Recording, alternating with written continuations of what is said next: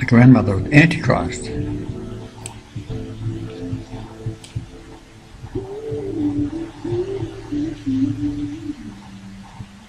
What we have here is UK landmark case could bring down the legal system, Queen not valid monarch. If everyone began using this defence tomorrow, in all the Commonwealth courts and in the United States, the entire legal system could be brought to its knees in a matter of weeks, if not days. As the Queen is the head of all the courts, being the monarch, that makes the legal system invalid.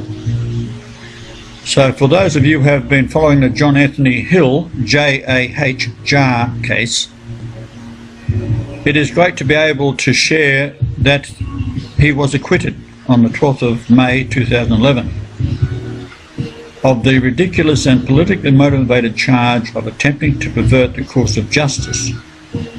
For those of you less familiar with this landmark case, John Anthony Hill is the producer of the documentary film 7/7 Ripple Effect. For more details on this extraordinary case and the trial itself, you go to http://terrorondetube.co.uk/05/12/MUADDIB space acquitted. The ripple effect is http://j4justice.co.uk/77/. So we'll just see if we can zoom in on that a bit.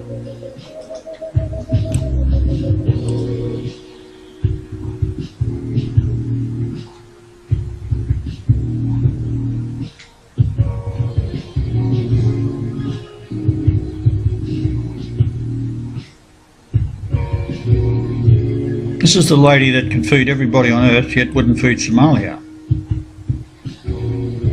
I use the term lady very loosely. She ain't no lady.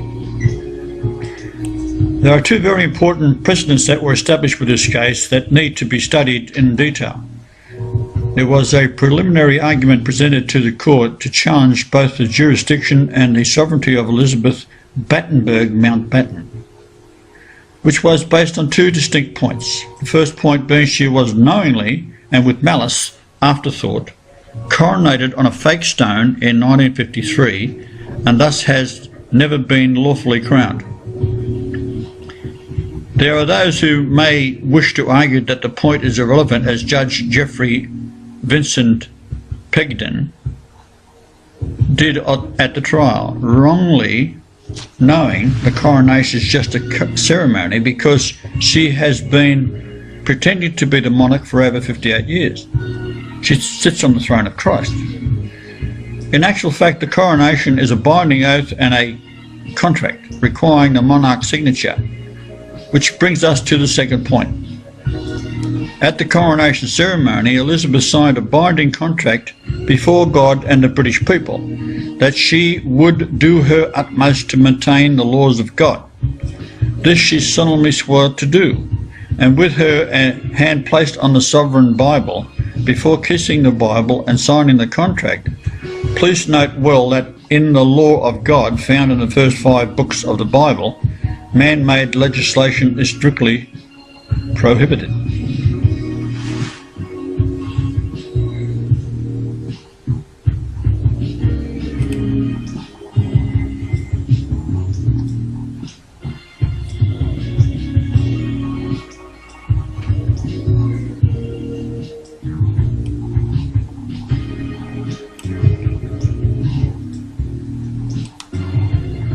This you can look up on YouTube by the looks of it. Jury rejects state charges against 7/7 Ripple Effect Maud Dib at 4 p.m. on Thursday the 12th of May at Southwark Crown court, the jury returned and declared Maud Dibb, Anthony Hill, John Hill innocent of attempting to pervert the course of justice. Now, Mr. Hill had spent 151 days incarcerated in a Wandsworth prison over the past few months, and this verdict spared him, mercifully, a sentence of up to 20 years in jail.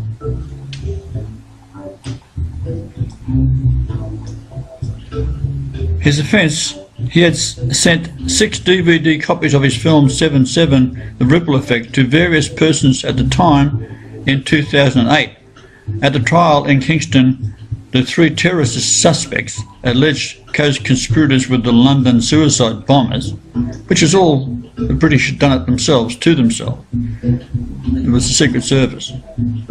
The DVDs were intercepted and never reached their target. The Kingston suspects were found innocent, only to later be retried for the same offences, but that's another story. Maud Dibb's trial started on Monday the 9th of May with a challenge to the monarchy and hence the authority of the court. This was ruled out of order by the judge. On Thursday, a jury was sworn in. Now the point being, Australia, Canada, United States is all under these laws because the Queen owns them, and she doesn't have the right to be on the throne at all, nor would her descendants. She sits on the throne of Christ, and it is Christ. That is why it's called the JAH case. Now, I apologise to most of you if I've missed any of you for not pissing you off. I'm trying very hard to do that to everybody.